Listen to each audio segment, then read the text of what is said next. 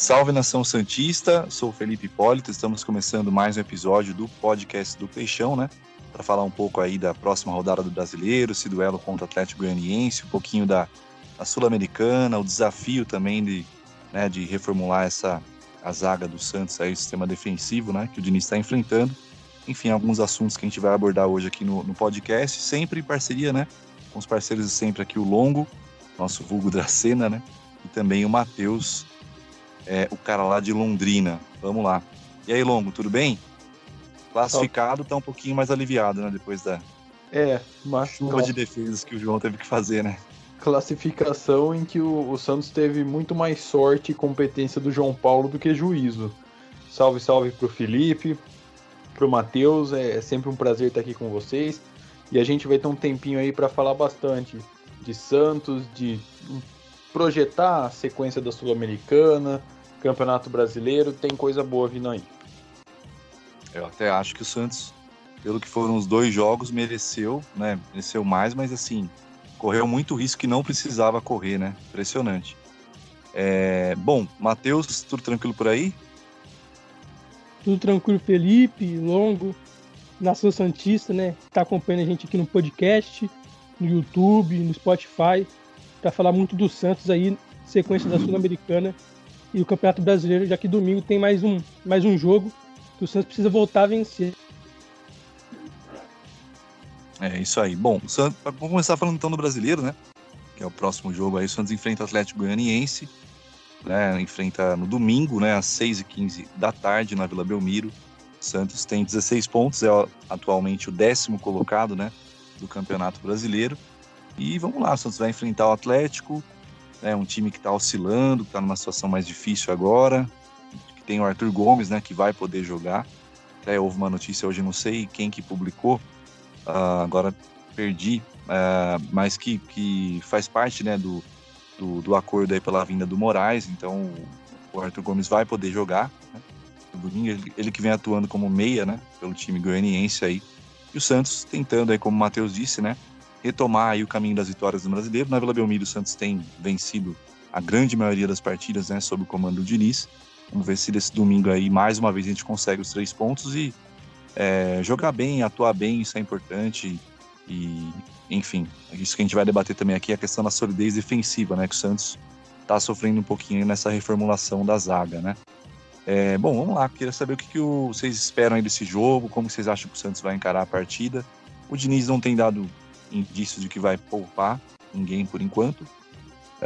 Enfim, o que vocês acham? Como que o Santos deve encarar aí o time de Goiânia?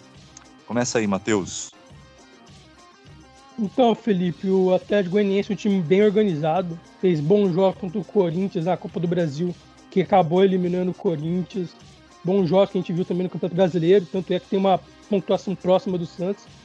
Pode até falar que é um confronto direto neste momento da competição. E é um jogo em casa que o Santos vem jogando bem, né? O Santos, podemos falar que são 2 times do Santos.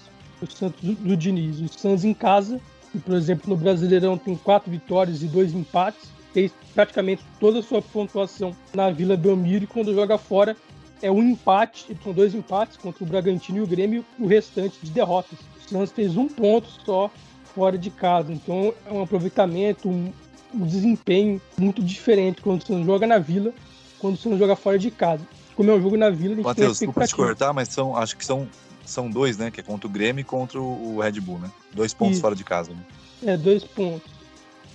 Então, o Santos fez 2 pontos fora de casa, o resto dos pontos foram em casa, né? O Santos tem 16, foram 14 em casa, 2 fora.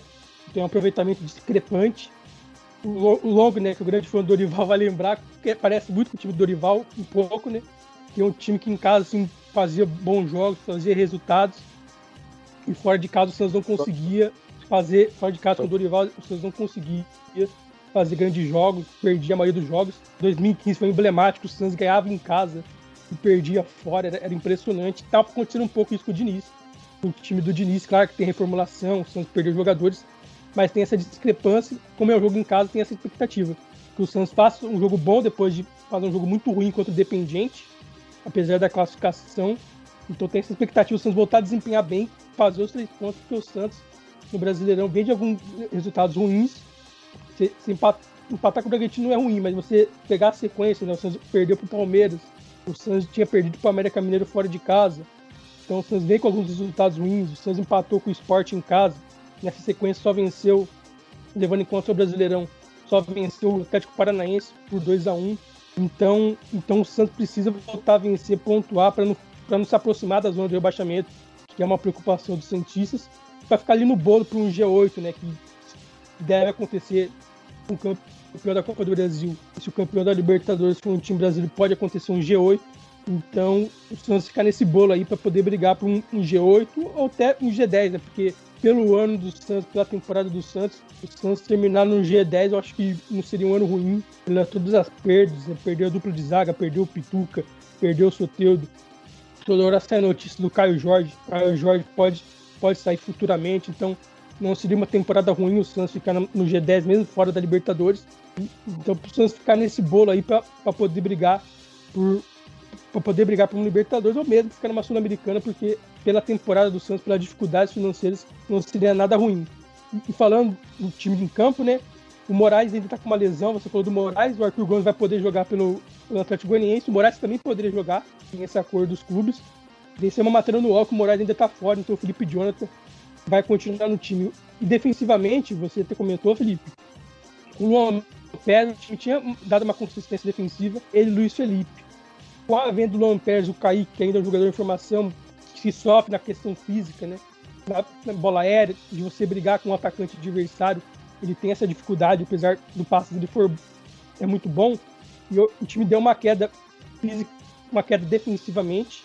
É só você ver os jogos do Santos, piorou bastante o sistema defensivo. Então eu acredito que seria uma oportunidade apostando Palha ou Wagner Leonardo, como queiram, que foi muito bem no Náutico, fez uma Série B espetacular, terminou como capitão do time, o Santos pediu de volta. Então eu acredito que seria uma oportunidade legal de você apostar no Wagner Leonardo para ter uma consistência maior, porque o Wagner Leonardo é bom pelo alto, então ele e o Luiz Felipe eu acho que faria uma dupla de zaga interessante. E no meio campo, né, tem aquela briga Santos e Pirani pela cabeça do Diniz. Acho que está claro, eu vejo muito torcedor comparando, o Diniz deixou o Pirani no banco por causa do Giamota. Não, na cabeça do Diniz, o Giamota disputa posição com o Zanocelo. Só quem acompanha os jogos vê as substituições do Diniz. O Diniz sempre tira o Giamota para colocar o Zanocelo ou o Lucas Braga para ser mais ofensivo. E ele sempre tira o Pirani para colocar o Sanches. Então, o Giamota disputa posição com o Zanocelo e o Sanches disputa posição com o Pirani. Então, eu acredito que não tem essa briga do Pirani com o Giamota. Até porque ficaria, acho que, um time muito ofensivo que poderia sofrer atrás. Até porque o Camacho também é um jogador técnico, que sabe jogar, que sai pro jogo. Eu acredito que ficaria muito vulnerável se você jogar com o Sanches e Pirani. E é só pegar o jogo contra o Bragantino. Você jogou com os dois meias e foi engolido pelo Bragantino no primeiro tempo. Poderia ter sofrido 3, 4 gols. Então, eu acredito que é correto do Diniz usar o Giamota ou o Zanocelo. O Zanocelo vem entrando até bem nos jogos. Tá pedindo passagem. Eu acredito que no decorrer da temporada pode até virar titular no lugar do Giamota, mas eu concordo com o Diniz. Até porque o Sanches é mais útil você usar o Sanches perto do gol, correndo menos, dando aquele último passo, como foi pro Caio Jorge no gol contra o Independiente, do que usar ele atrás, que vai demandar muito mais fisicamente do Sanches do que ele jogar perto do gol, perto do Marinho, perto do Caio Jorge. Então, acredito que seja isso e que o Santos consiga o resultado contra o Atlético Goianiense para se manter ali no bolo. De repente, em outras circunstâncias, até com 4 homens no meio, poderia ser Sanches e Pirani, porque eu particularmente gostaria de ver os dois juntos em alguns momentos aí, mas por essa questão de marcação, né, como o Sanches, a gente tem percebido nos jogos que ele não tem mais aquele vigor para marcar, eu entendo essa opção do Diniz, sim, entendo, mas confesso que gostaria de ver Pirani e Sanches aí, mas acho que vai ter que ter toda uma readequação, inclusive nesse momento de fragilidade da defesa, né, defesa um pouco mais frágil aí. Apesar de que em outros jogos o Santos vinha marcando melhor, mas esse jogo do Independiente aí, eu pelo menos senti a marcação muito frouxa, né, no meio de campo ali. O próprio Marcos Leonardo foi engolido, né, pelo lateral direito do Independiente, e que é o Bustos, né, que a torcida do Santos ficou aí, realmente... Perdão? Marcos Guilherme foi engolido pelo Bustos. Eu falei Marcos Leonardo? Foi. Ah, tá. Às vezes eu confundo os dois. Mas é isso, Marcos Guilherme, né? Nosso Cachau. Enfim, então, por essa situação também da marcação não tá totalmente encaixada e tal, é bem compreensível ele manter o Giamota, que o Giamota tem conseguido desarmar, tem conseguido ser mais efetivo na marcação, né? Apesar de que é uma posição parecida com a do Zanocelo, o Zanocelo de fato entrou bem aí, tem entrado bem nos últimos jogos. Mas passando a bola aí, bom, o que você pensa desse jogo, dessa questão também da zaga, do sistema defensivo, o que você acha dessa partida, né? Mais uma partida em nosso sapão. Não, até aproveitando o gancho aí dessa, não treta, mas dessa discussão que gera entre você escalar ou não Pirani e Sanches, colocar Giamota, Camacho, você pode mudar o seu estilo de jogo, sua formação, conforme o adversário. É claro que o Diniz ele tem mostrado que ele não gosta muito de rodar elenco, que ele prefere insistir naquele 4-3-3 tradicional, mas a gente vê, por exemplo, o Alisson, jogos fora de casa, principalmente no mata-mata do Sul-Americana, para mim a presença do Alisson é fundamental. Ainda mais nesse momento de transição que a gente está tendo depois da saída do Luan Pérez, para proteger o sistema defensivo. Porque o que o Santos sofreu contra o Independiente foi muito grande. Se não tem o João Paulo, provavelmente a gente estaria falando de um Santos que foi eliminado depois de ter conseguido vencer a primeira partida em casa. Então, eu concordo com o Matheus quando fala em dar oportunidade também pro Wagner Palha. Porque o Kaique, ele é muito bom jogador. Ele é muito bom, ele é promissor e ele vai ser um dos melhores zagueiros do Brasil, talvez do mundo. Só que ele ainda não está pronto. Ele tem 17 anos só, ele precisa amadurecer muito. Tem alguns lances que ele tem falhas comuns para a idade dele, às vezes falhas até por excesso de confiança. Você percebia lá nos primeiros jogos da temporada, ainda sob o comando do Roland, do Marcelo Fernandes, o Kaique ele tem muita confiança e às vezes esse excesso de confiança é ruim para ele. Ele exagera nos passes, exagera em umas tentativas de enfiada de bola, no drible. Então eu acho que você colocar o Wagner Palha, que ele tá em alta, ele vem de jogos muito bons pelo Náutico, para continuar o seu desenvolvimento na posição dele, porque o Cuca escalava ele fora de posição, ele escalava ele na lateral esquerda, ele quebrava um galho ali, e isso acabou atrasando um pouco até o desenvolvimento do garoto. Quando você coloca o Wagner Palha, talvez você esteja corrigindo dois problemas do Santos. A bola aérea, que melhorou muito com o Luiz Felipe, mas também o jogo pelo chão, porque o Wagner Palha ele tem os dois. Ele vai bem pelo alto e vai bem pelo chão também. Então eu acho que contra o Atlético Goianiense é aquele jogo que não dá para pensar em perder ponto. Eu acredito muito que vai ter um cenário semelhante à Juventude e Sport, quando o Santos empatou, mas o Atlético Goianiense, apesar de vir na defesa retrancado, vai ser um time que vai atacar mais. Contra o Corinthians mesmo, teve jogos e o Atlético saiu muito em contra-ataques na arena e aproveitou muito dos espaços que o Corinthians deu na ocasião. Eu acho que o cenário com o Santos vai ser bem semelhante, de um time atacando, que é o Santos, um time em cima, o Atlético Goianiense na defesa, mais retrancado, mas se aproveitando de eventuais espaços que o Santos possa gerar. Mas eu acredito que o Santos é amplo favorito e tem tudo para sair com uma vitória, até aproveitando de novo o Madison pela direita, né? A tendência é que o Madison ganhe uma sequência, foi bem contra o Independiente, começou mal e depois melhorou durante a partida, mas eu acho que a tendência é ele continuar e com isso o Santos ter uma cara ainda mais ofensiva também. Felipe. Oi, diga lá, Matheus. Tô dando um adendo que o Longo falou do Madison e do Alisson. E com o Madison, que é um cara que dá muita opção pelo lado direito do campo, que ele abre muito campo pelo lado, dando muita opção, e a gente viu isso contra o Independiente. O Alisson, para jogos em casa ou fora, é uma opção dele ser um terceiro zagueiro para você liberar o Madison por completo, o Madison atacar. A gente sabe que o Madison tem dificuldade na marcação, e você joga o Alisson com bola sendo um terceiro zagueiro para você liberar o Madison para o ataque. Então é uma alternativa que o Santos ganha, já que o Diniz acabou com a teimosia do Pará e está dando sequência para o Madison. Sobre o jogo de domingo, eu acho que a expectativa é de um Santos, né, um pouco mais tranquilo ontem no jogo. A gente tá gravando na sexta-feira, né? Por isso que eu falo ontem. No jogo contra o Independiente, eu senti o Santos também um pouco, em alguns momentos ali, né? Parece que até surpreso com aquela linha de 5 ofensiva do Independiente, né? Então, eu acredito que vai ser o Santos um pouco mais tranquilidade. Deve enfrentar um time, né? Novamente, um time com uma postura bem defensiva, né? Mas o Santos tem conseguido ser mais criativo nesses casos. Inclusive, o próprio Independiente foi, durante boa parte da partida na Vila, um time bem assim, defensivo. O Santos conseguiu criar alternativas, né? Então, eu acredito que vai ser deve ser um jogo importante para o Santos retomar. Estou bem confiante que o Santos consegue vencer e retomar aí o caminho das vitórias aí.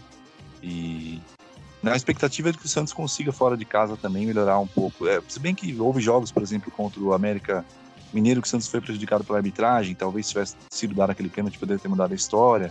O jogo contra o Fluminense, o Santos criou muito também, né?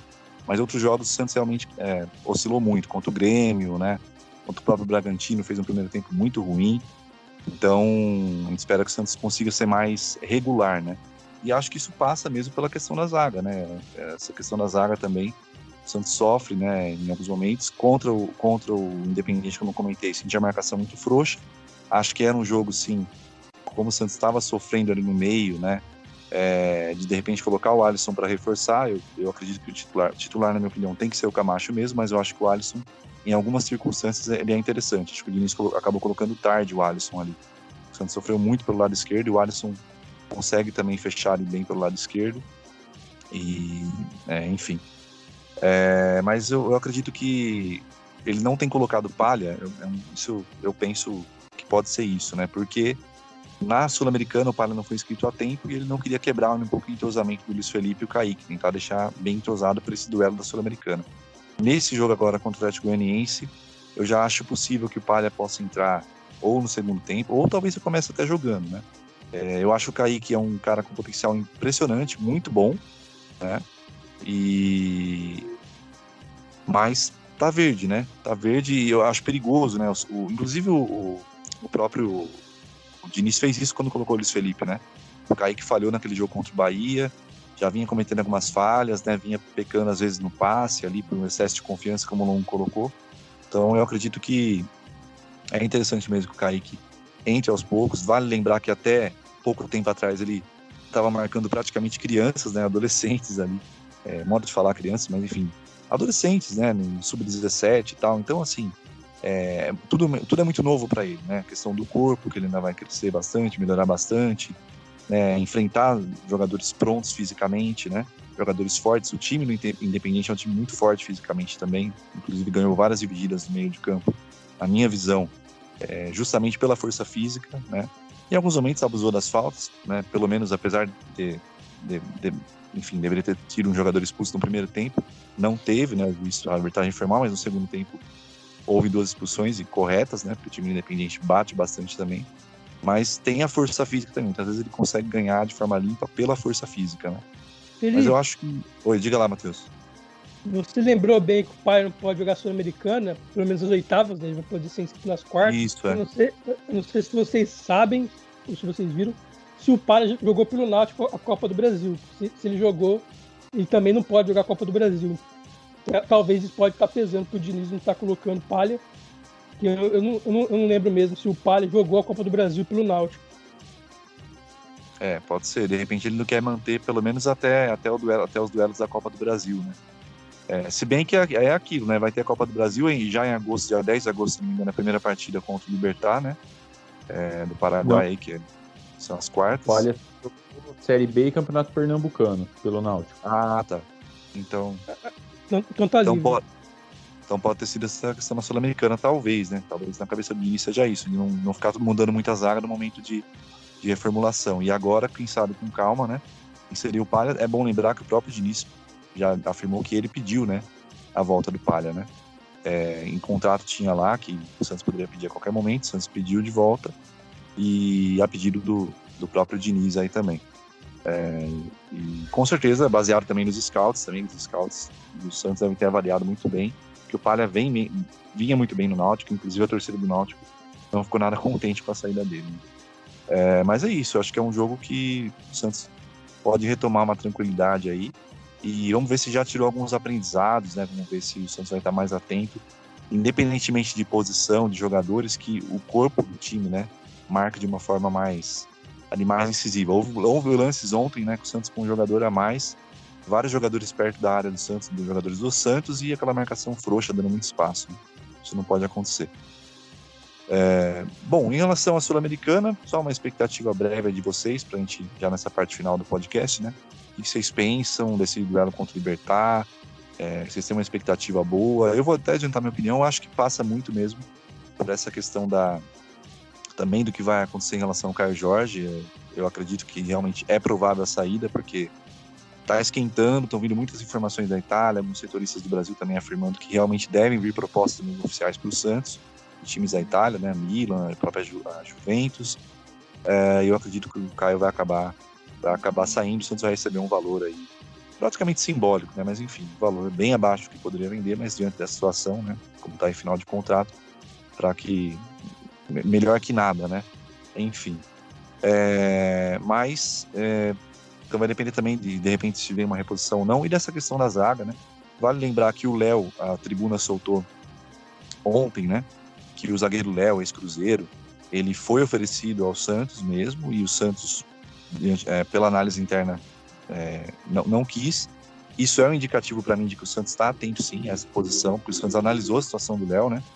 Se não tivesse nenhum interesse em zagueiro, não nem analisaria, né? Então, pode ser também que pinte aí um zagueiro a depender do desempenho do Palha mesmo. Eu acredito que talvez o Santos busque um zagueiro, e essa provável reposição que eu acredito que vai ser feita, se o Caio sair, vem uma reposição, né? Falo isso até baseado naquela entrevista do Mazuco, uma entrevista recente para a Bandeirantes, em que ele fala isso, né? Ele meio que condiciona a vinda de algum jogador, né?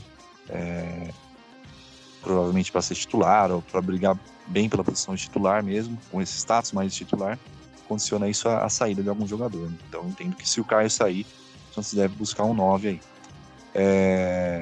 Até porque ficaria só com o Marcos Leonardo e com o Bruninho, que o Bruninho tem do mal, né? O Bruninho, se não me engano, tá até jogando no Sub-23 agora, né? Tem jogado no Sub-23. Seria o Raniel e o Marcos Leonardo. Raniel, tem o Raniel também, é verdade. Mas a gente não sabe como é que o Raniel, se vai voltar bem, se vai conseguir jogar bem. Enfim, se vai ter uma recuperação rápida, como que ele vai voltar também. Né? Então ficaria um pouco... E o Marcos Leonardo ainda é bem cru, né? Quem não está sendo aproveitado no principal tá voltando pro Sub-23, está sendo usado no Sub-23. O que é bom, porque pelo menos o jogador... Eu também acho. E aí, Longo, já emenda aí sua opinião sobre a questão da Sul-Americana. Eu acho que, assim, pode ser a chance do Santos ter uma taça esse ano. Eu tenho esse feeling, assim. Concordo. Faltam 5 jogos. E assim... Dentro dos outros adversários possíveis que você encontra nessas quartas de final, eu diria até que o Libertad é o mais acessível, em termos não só de logística, a logística é uma logística boa, o Paraguai aqui do lado, mas você ainda evita Bragantino e Atlético Paranaense, que pegar brasileiro nesses torneios é coisa chata. Rosário Central, que é uma camisa bem pesada lá da Argentina, também adversário chato. LDU, está evitando altitude, está evitando viagem longa. Então, eu acredito que assim, não vai ser um jogo fácil, tá? Quartas de final, a Sul-Americana desse ano tá bem complicada, tá quase uma mini Libertadores, são times tradicionalmente disputam a Libertadores, mas que esse ano acabaram estando na Sul-Americana, mas eu acho que tem tudo para sair com uma classificação contra o Libertad. Vai ser um jogo complicado, mas eu acho que o Santos ele é mais time que o Libertad. O Libertad mesmo, ele tem sido um pouco irregular desde a volta, desde o retorno do futebol. Ele enfiou, por exemplo, 6-1 no Guarani do Paraguai, mas vem de derrota pro Júnior Barranquilla. Então, é muito irregular, coisa que o Santos também tem sido ultimamente, Mas até por conta dessa de se equiparar, eu não vejo o Libertad como um bicho-papão que o Santos tem que temer, não. E aí, Matheus? Então, eu vejo parecido com o Longo. O Libertad não é um bicho-papão. Eu acho que é um adversário de respeito, um time tradicional lá no Paraguai. Na temporada passada, eles chegaram até as quartas de finais e perderam para o Palmeiras. Então não é um time bobo, não é um time inocente. É um time que sempre chega, né, nas competições. Libertadores, Sul-Americana. O Libertad sempre chega numas quartas, numas oitavas. Então é um time acho que um time de respeito, que tem que ter muito respeito, mas o Santos pode passar. Mas eu acho que passa também pela questão de fora de casa, que a gente comentou no começo do episódio, do Santos fazer jogo mais consistente fora de casa. Porque um jogo ruim do Santos, como foi contra o Independiente, como foi em alguns jogos do Brasileiro, pode colocar tudo a perder, e o bom jogo na Vila Belmiro não vai fazer diferença. E um ponto que a gente tem que ficar atento, né, é a questão de público, né, porque a Conmebol liberou público, o Flamengo já jogou em Brasília com 5 mil torcedores, o Olímpia quer jogar contra o Flamengo para 50% de público, então uma questão que a gente tem que ficar atento é público, né, se de repente o Libertad vai querer jogar com público, se o Santos de repente vai querer jogar com público e jogar em outro estado, em outra cidade, é uma questão que faz diferença, né, o torcedor faz parte do jogo, tem uma questão técnica importante ter torcida, faz um calor no jogo, motiva os jogadores, então como a Conmebol liberou público, uma questão que vale ficar atento. E na questão da Sul-Americana em geral, eu vejo que os principais adversários do Santos seria a LDU. A LDU é um time tradicional do Equador, que sempre dá trabalho. Na temporada passada o Santos quase foi eliminado na Vila, perdeu de 1-0, não levou o segundo gol. É um time que sempre chega, já é campeão de Libertadores, campeão de Sul-Americana. O Atlético Paranaense é um time muito organizado, a gente viu na Vila Belmiro quando o Santos ganhou de 2-1. E esses dois times do Santos estão enfrentando na final, mas sim dois adversários de respeito, você vislumbrando uma final, são dois adversários acho que são difíceis. E na chave do Santos, o Bragantino, né? Acho que o Bragantino é um dos principais concorrentes ao título, um time organizado, um time que está focado nesse título, porque o Bragantino, desde a formação com a Red Bull, quer um título, né, para marcar presença, para marcar território, e a Sul-Americana seria um caminho fácil para eles. Eu acredito que esses seriam os principais concorrentes do Santos, vislumbrando um título que é possível, até porque só faltam 5 jogos. É uma coisa que é importante também, que eu percebo que o Santos tem ainda essa dificuldade, né, e precisa melhorar, enfim, até caprichar um pouco mais ali nas finalizações, né, porque o Santos queria muito, né, mesmo no jogo contra o Independiente, que o Santos foi mal, ainda teve algumas oportunidades ali que a gente percebe que por pequenos errinhos de tomada de decisão o Santos não conseguiu guardar. Na Vila Belmiro também perdeu muitos gols, né, e tem sido um time no brasileiro um dos que mais criam, né, e tem essa dificuldade às vezes de converter isso em gols. E, por exemplo, se abre 2-3-0 na Vila Belmiro contra o Independiente, né, seria uma outra situação para o jogo de volta, né, com o Santos com uma vantagem muito maior, né, claro que a vantagem já ficou muito boa quando fez 1-0 lá também, né, que a Independiente tem que fazer 3, mas são gols que às vezes podem fazer falta, né, então acho que é importante sim o Santos trabalhar bastante. Eu sei que o Diniz faz isso porque é um cara muito trabalhador, né, mas realmente trabalhar e melhorar bem essa questão também de aproveitar o que o Santos consegue, algo que o Santos não conseguia, por exemplo, com o Roland, que é criar bastante, né? O Santos cria muito, mas tem essa dificuldade também de converter em gol, né? É isso aí. Pode mandar, Longo, já emenda então. O Santos fez uma ação bem bacana, né? Você recebeu um contato até do Fábio Maradei, assessor do Santos, de imprensa, né? Isso, na nossa última live lá com o Santos Futebolcast, eu contei a história do Rian, é um menino de 18 anos que teve paralisia cerebral e ele a família está com dificuldades financeiras para continuar os estudos, porque ele entrou na faculdade de jornalismo da PUC Campinas. E eu comentei essa história e tal, e a comunicação do Santos, o Santos como um todo, fez uma ação bem legal, enviou uma camisa autografada, enviou vários produtos, uma carta do presidente Andrés Rueda. Foi bem legal, e tem vídeo também do Diniz falando com ele, mandando um recado para ele, do Marinho também. Marinho, né? Marinho, Então foi bem legal. Então agradecer todo mundo que fez chegar no Santos também. E dizer que a vaquinha continua ativa, quem puder doar qualquer valor já ajuda bastante. Tá no meu perfil no Twitter, é @longo_lf. Valeu também, Felipe, valeu, Matheus, pela parceria de sempre. Um grande abraço a todos. É isso aí. Também tá no podcast do Peixão, né? A gente compartilhou lá também. Até coloquei no meu perfil pessoal também há um tempo e coloquei agora de volta, mas no caminho aí que o Longo passou, no dele ou na página do podcast do Peixão, vocês conseguem ver lá como participar dessa vaquinha, que é muito interessante, né? E o Santos tá de parabéns aí. Acho que é uma ação muito bacana de valorizar um menino aí que tem um sonho, né, de ser jornalista.